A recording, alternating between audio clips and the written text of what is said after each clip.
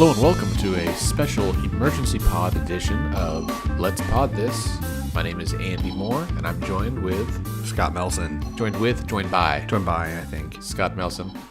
Thanks for being here, Scott. Yeah, man. Thanks for letting us come into your living room again on a Saturday. I mean, I feel like it's the only option we have, right, after the crazy developments of the last, 20 hours. Yeah, I agree. I know that you are at least a little excited about doing an emergency podcast. I mean, it's our first chance. It's the first time that we've had a truly unexpected event. I mean, we've had a couple things that were, maybe a little bit surprising, didn't go exactly the way we thought, but they always happen on Wednesdays or Thursdays, so they didn't get their own special issue of the pod. Right. And yet here we are, because this week, if there's one thing we should have learned this year, it's that nothing is going to go the way we expect. I mean, that is a fact. And so after 53 days of the first extraordinary session of the 56th legislature, we found out last night about 8 o'clock, 8:30, that there will be a second extraordinary session of the Oklahoma legislature. What happened? So last night, about 8:30, I think, the governor put out a statement saying that she had vetoed not House Bill 1019 in its entirety, but most of it. She did a line item veto. So there's something like 170-ish, I think, sections of the bill.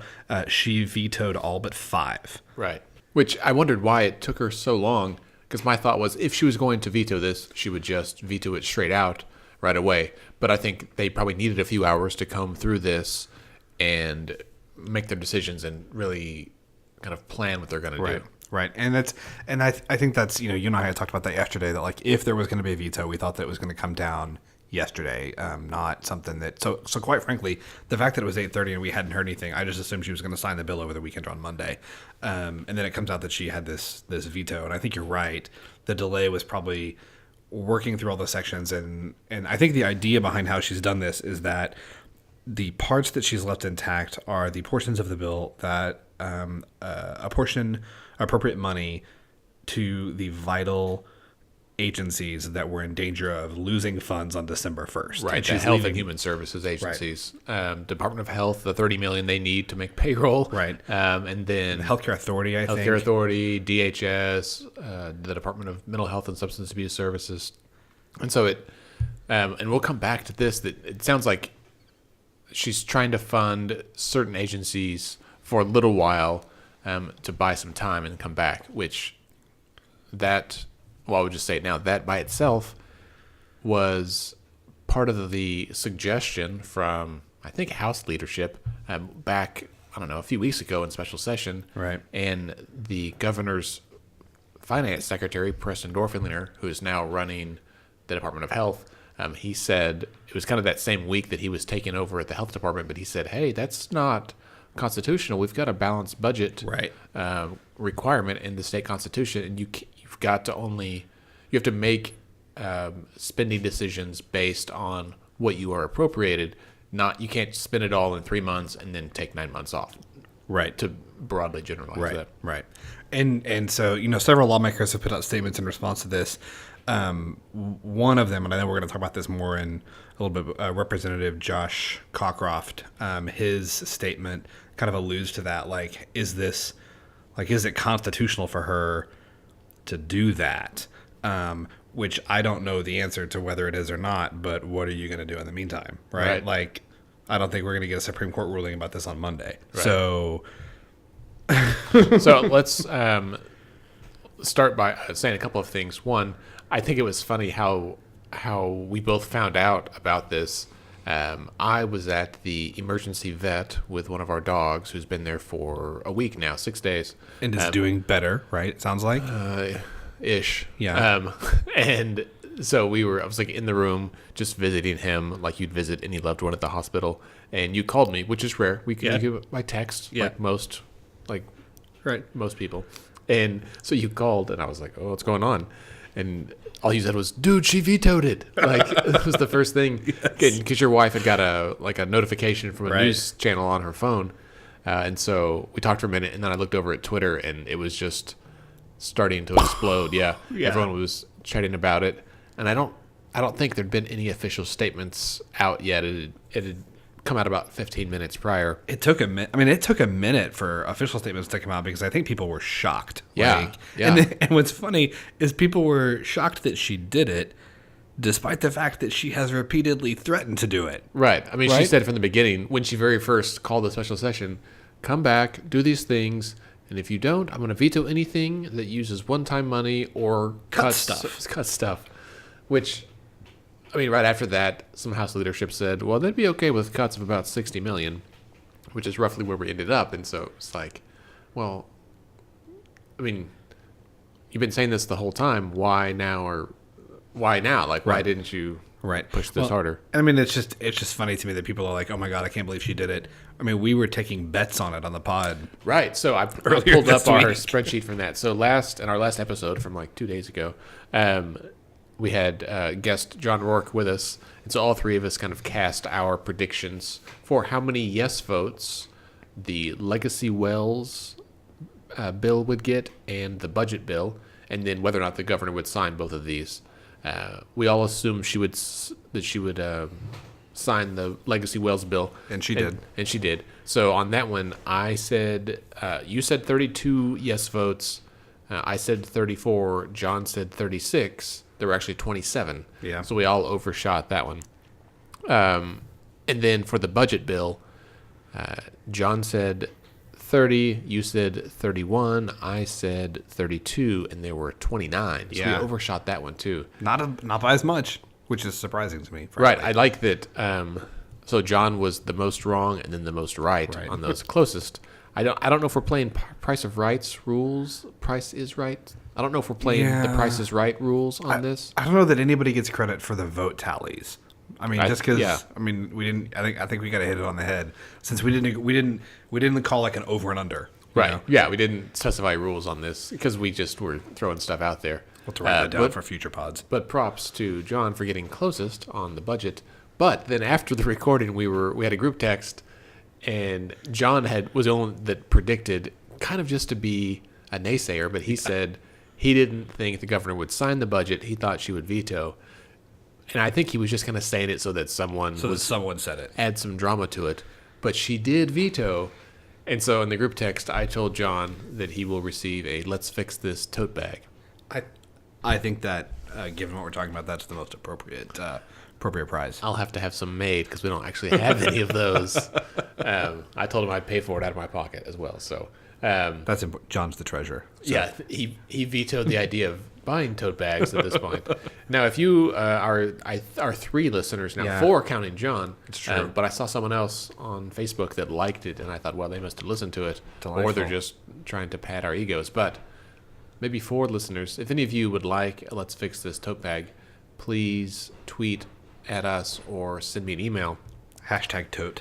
If I totes, let's totes this. If I get enough feedback, then maybe we'll order some and set them up as a fundraiser. But that was unexpected.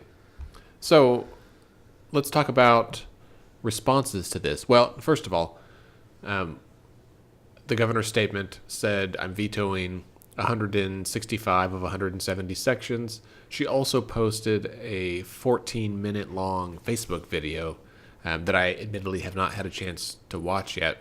She didn't provide any other specific information, so we don't know when the second special session starts. We don't know really what her plan is moving forward besides, y'all come back and fix this, Right. which is what the first thing said was, y'all come in and fix this. Right. And so there's some unanswered questions. I think. Yeah, I think those are some of the unanswered questions. I have more. I'm not at all sure how this works, right? Like, because I don't, looking at I did not read the bill, the 170 sections in its entirety, but I did read the fiscal analysis of the bill, the fiscal impact statement. And it's not like, I don't think anyway, it specifically says, like, this money goes here and this money goes, you know what I mean? Like, It's real vague. It is, right? There's like 60 million or something from the curb fund, right? That gets divvied up in several different ways. So can you spend some of that but not spend all of it? Like, I just don't know. I don't know how this works. Like, I think there's there's questions about how this forget the constitutional questions. I think there's questions about how this practically is going to work. Everybody is saying that she did it in a way that protects core services until December 1st, and maybe that's true. I certainly think that was her intent. I just don't know if it's going to work that way. The other question I have is, and this is something that, some legislators have brought up in their responses to this, is, okay, so they come back, she's charging them with finding more revenue solutions, specifically recurring revenue solutions, because the not untold, but the story that has gotten less focus out of the special session, and I think it's reasonable it's got less focus because there's been so much other stuff to talk about, but we're starting next year with a $678 million hole. As of what they passed. Right. As of the budget bill that they passed this time, right? Like, so we're already starting next year in the hole, almost $700 million. And people have brought up the point that you can like this or dislike it, agree or disagree, but the fact is next year's an election year. So right. And so the idea of passing new revenue is even more difficult or unpopular, right, in that kind of year. Right. And so I think that part of her idea is get people back, get this done before we go into regular session in February, which sounds great. It doesn't change state question 640, right?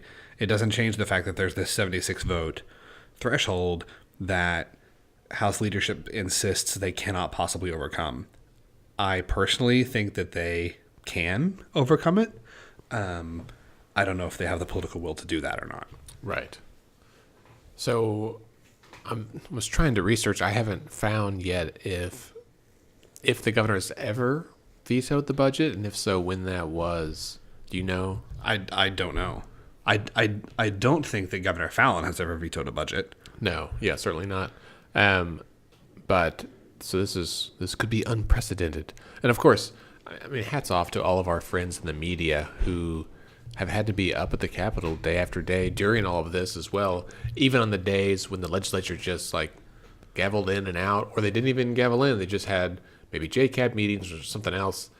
The media is still there trying to cover this, and this is traditionally it's their expected off season as well.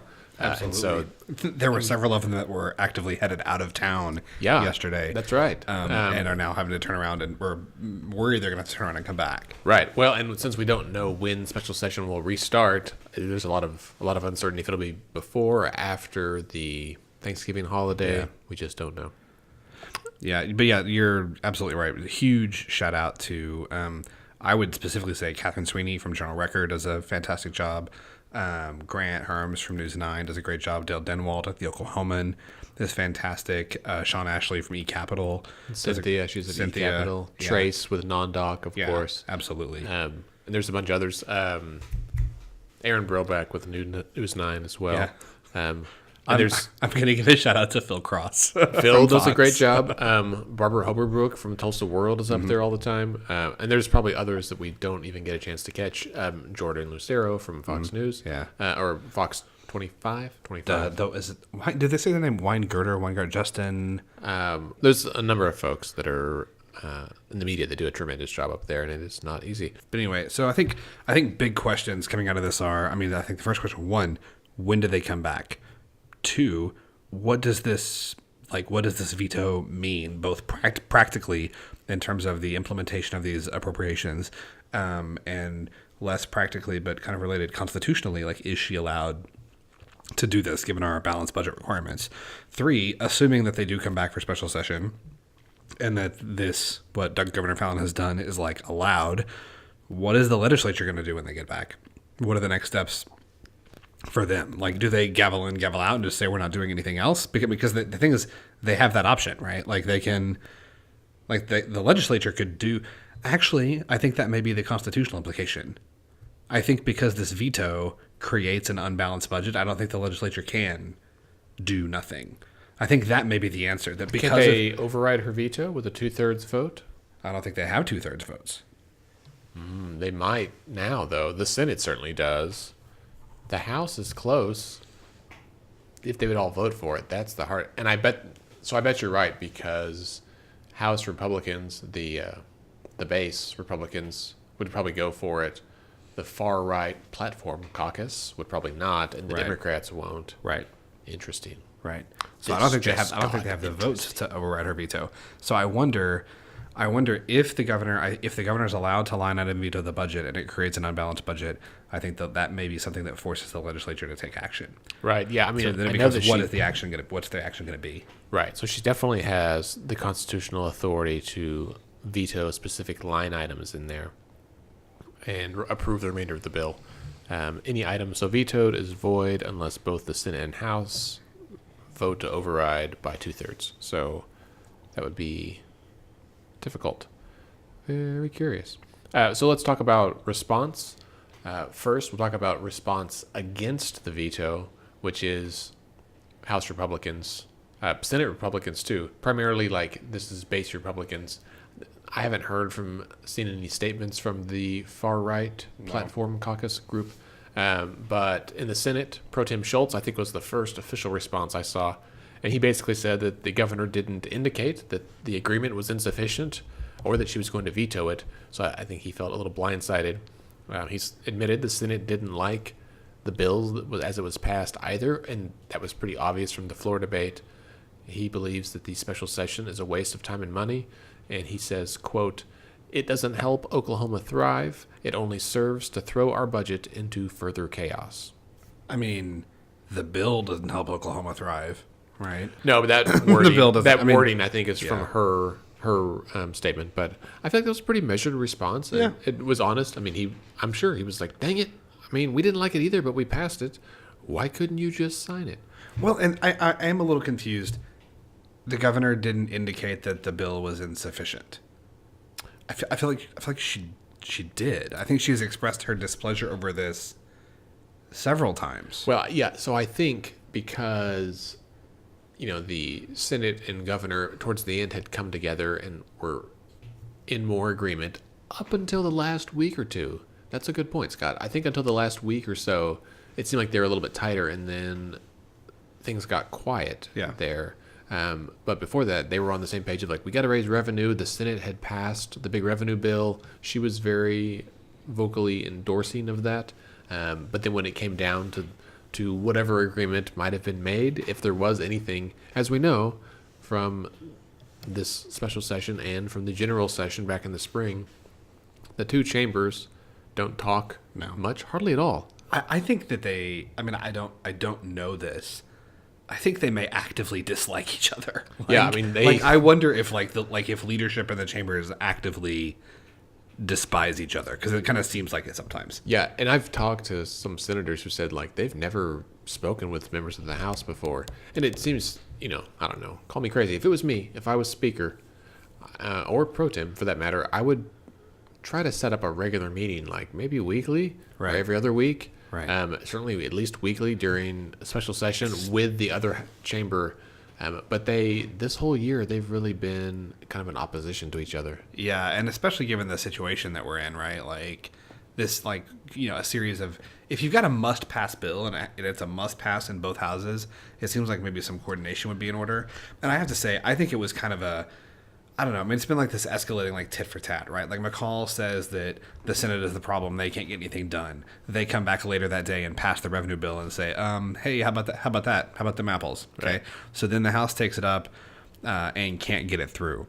So then the House takes up their, the slash and dash bill, the cuts bill, passes it, and then adjourns, not goes into recess at the call, like adjourns, sine die, before the Senate has even voted on it, right? So the House is leaving town. Right. So we're done here. You don't know that this thing is going to pass the Senate. And there were several senators on the floor during debate calling out the House for what the hell? You guys freaking adjourned? We haven't even passed this thing yet. Thanks a lot, jerk. Well, and there was someone had kind of postulated that the Senate almost could have done that before. They could have passed the big revenue thing and then adjourn Sunday night. And sent it to the House because the bill technically that bill did originate in the House and went to the Senate. The House did probably the wise thing of kind of clearing up any possible unconstitutionality of that. Certainly the safe thing. And it didn't pass anyway, so it's all moot. So that was Senator Schultz's response. Speaker McCall over in the House, he said... You mean over in Cabo? Yes, so rumor has it the speaker may have left town and headed to his vacation in Cabo. We should emphasize that is 100% a social media rumor. We do not have any idea if Speaker McCall is actually in Mexico or not. Yeah, I reached out to a few folks in the legislature, and none of them knew for sure, but they all said they had heard it from multiple sources as well. But if there's one thing that rumors are good at, it's being confirmed by multiple unnamed sources. Right. Especially from folks who maybe dislike the person the rumor's about. Yes. So, Speaker McCall said in his statement that this was a complete reversal of the governor's promise and that the veto creates additional uncertainty in the state.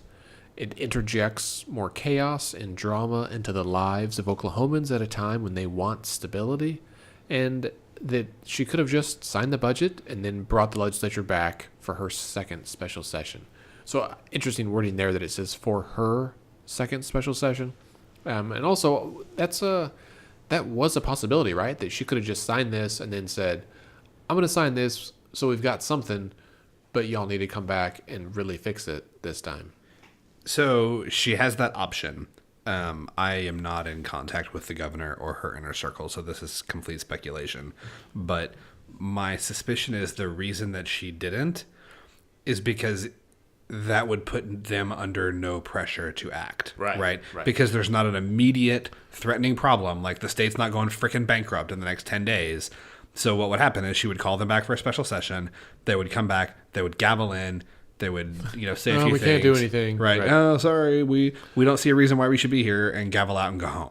Or they'd pass some kind of 51 vote incentive removal that further hoses poor people or something. Right. So I think that doing it, and I'm going to say a couple things about the statement. The other thing is this is a complete reversal. Again, no, it's not. I don't sit in the budget meetings, right? I'm not part of the negotiating team. I have no idea what Governor Fallin has said to the speaker and his staff. However, on the basis of her public statements, this is not a reversal at all.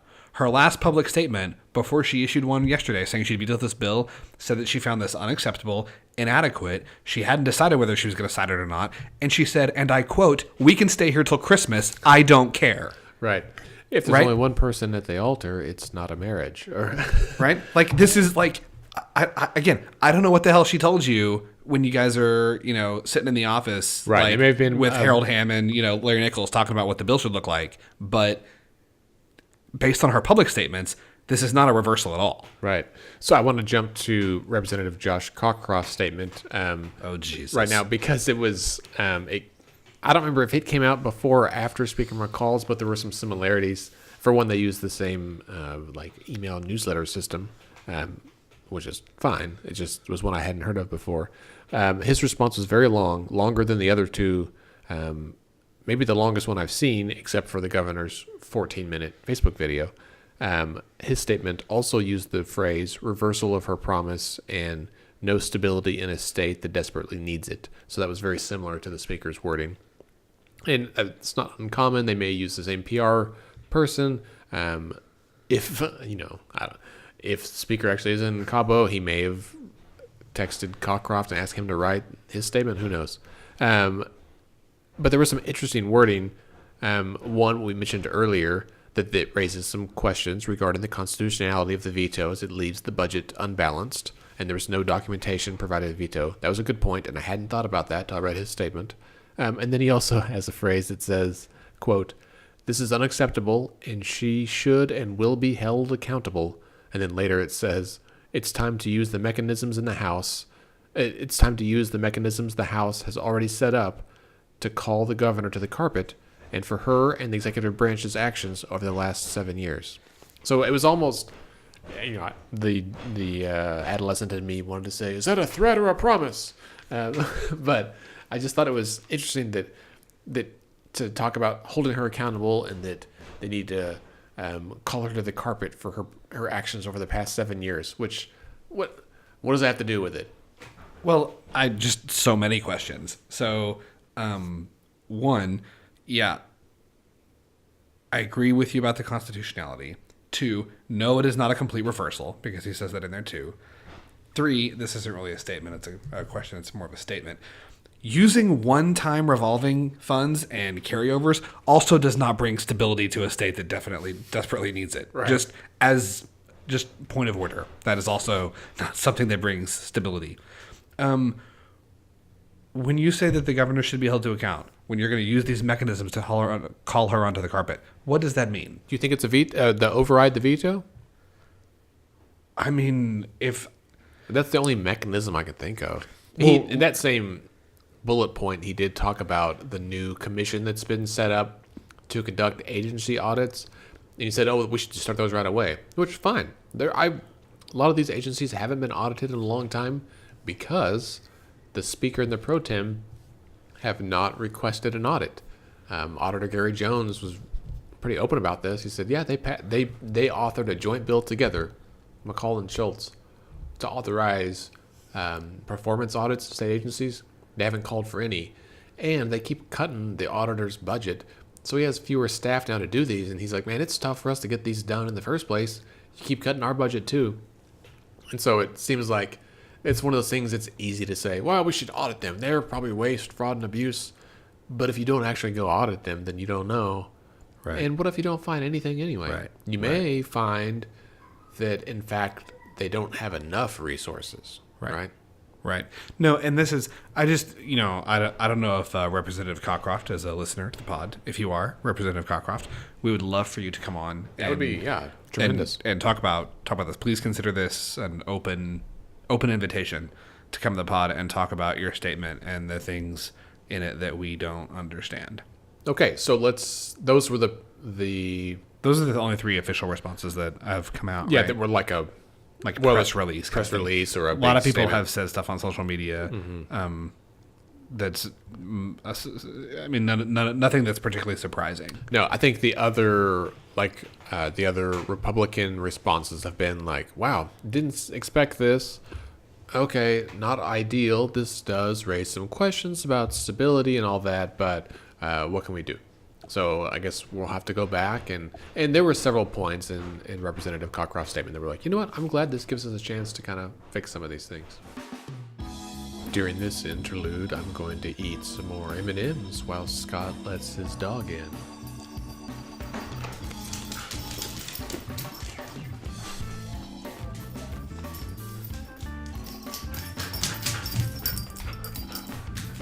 Today we're eating coffee nut M&Ms, which is a new product I was not aware of. They're not that good, but we ate the whole bag. What is actually doing in our She's hammering. Sorry. No, that's no problem. Where were we?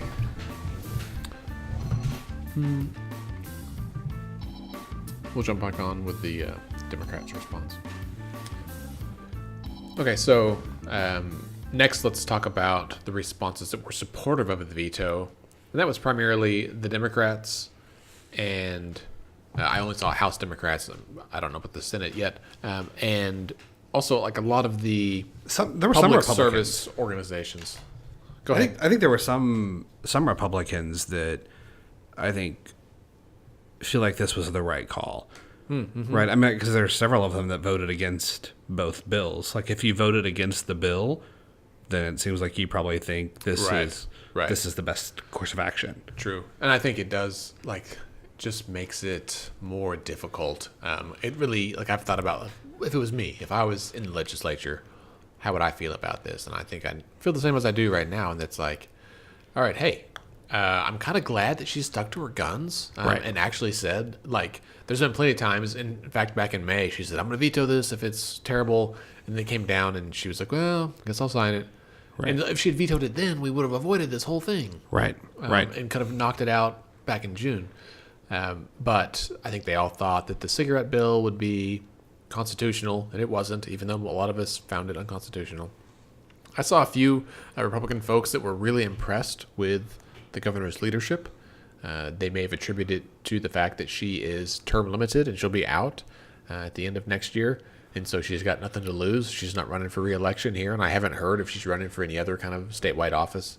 Dr. Keith Gaddy, who's a professor of political science at OU, he made some comments in the non-doc article that was covering this, and his comments are basically like, she's got like 18 months left in office. She's never running for anything again. What the hell else does she have to do? Right. Like, might as well do the right thing. Yeah. Or something. Yeah. Again, that's even as soon as I say do the right thing, I'm like, I admit that I am worried also about what could happen here if the legislature can't pass something. So they could go back in and rehear that same revenue bill and somehow come up with 5 more votes in the House and pass that. I don't know. Which is honestly what I think will happen. I think that is, if you're gonna kind of quiz me on most likely outcome, I think they go back to some version of was it 1054 or 1024? Yeah, 1054. They go back to some version of 1054, which is cigarettes, alcohol, tobacco, fuel, and GPT, and they passed that because they were only 5 votes short.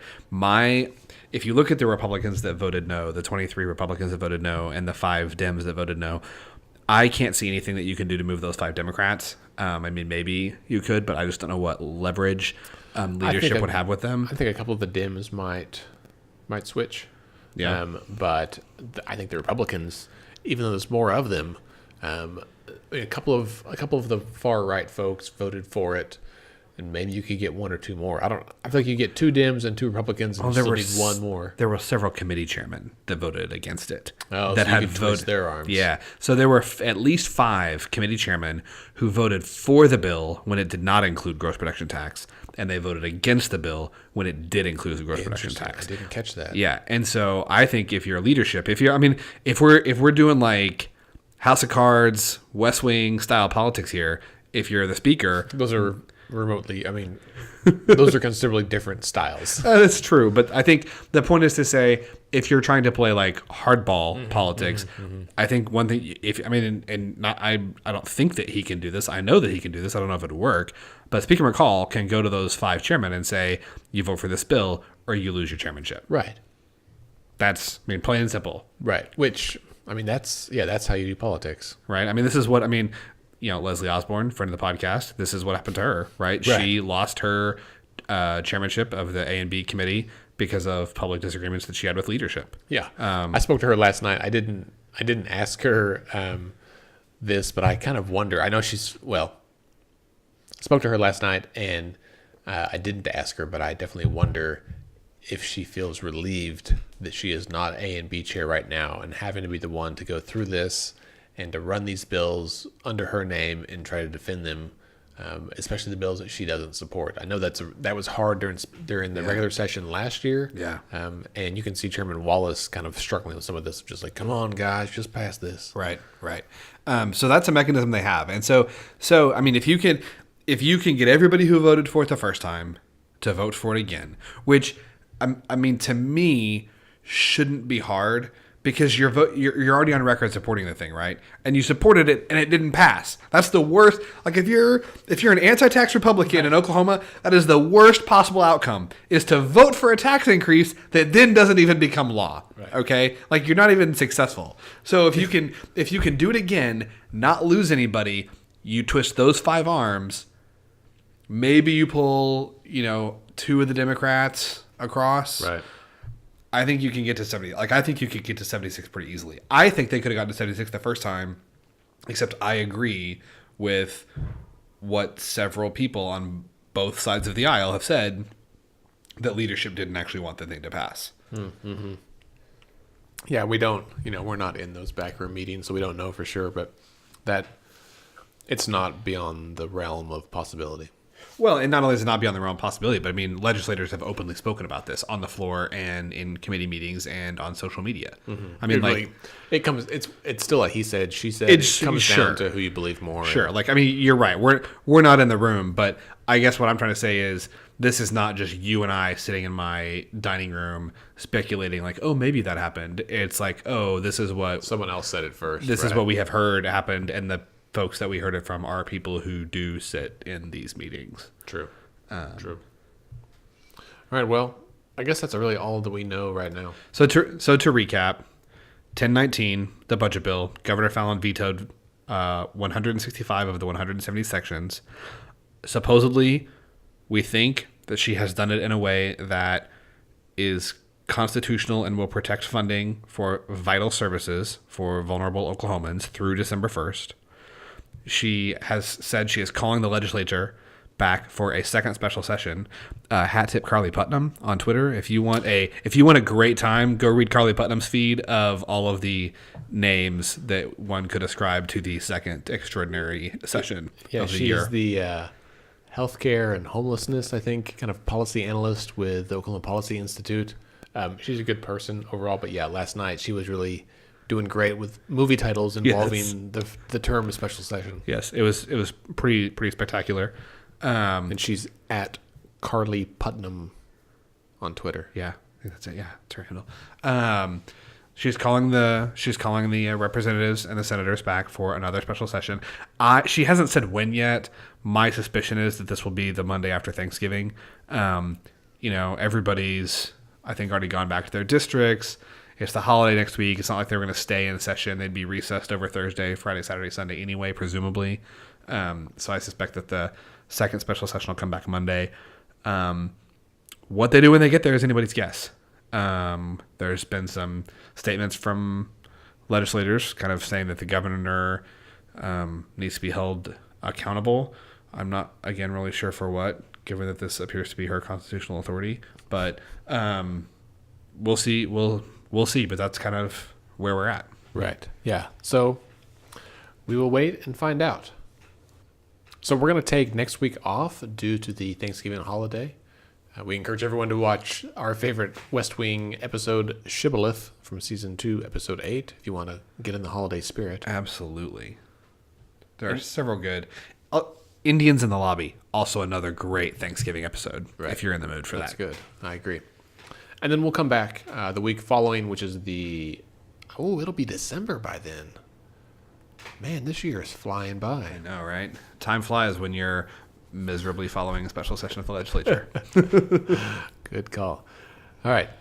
Well, this brings us to the end of this episode. Remember, you can connect with us on Twitter and Instagram at Let's Fix This OK. I'm at AndyOKC. I think on both of those platforms. Scott is at SC Melson. Also on both platforms. All right. You can also like our Facebook page at facebook.com/Let's Fix This OK. Or heck, just go to the website, letsfixthisok.org, and there you can find our social media handles. You can sign up for our newsletter, read our blog, find details about upcoming events, and then a bunch of other information, helpful resources. There's a list of all the contact info for legislators, all kinds of great stuff. Our podcast is edited and produced by Scott and me, and Let's Pod This is a member of the Mostly Harmless Media Network. Our theme music is provided by the Sugar-Free All-Stars. Let's Fix This is a nonpartisan, non-profit organization who strives to educate and equip all Oklahomans to engage with their government. We encourage you to get involved in any way that you can. Remember, decisions are made by those who show up.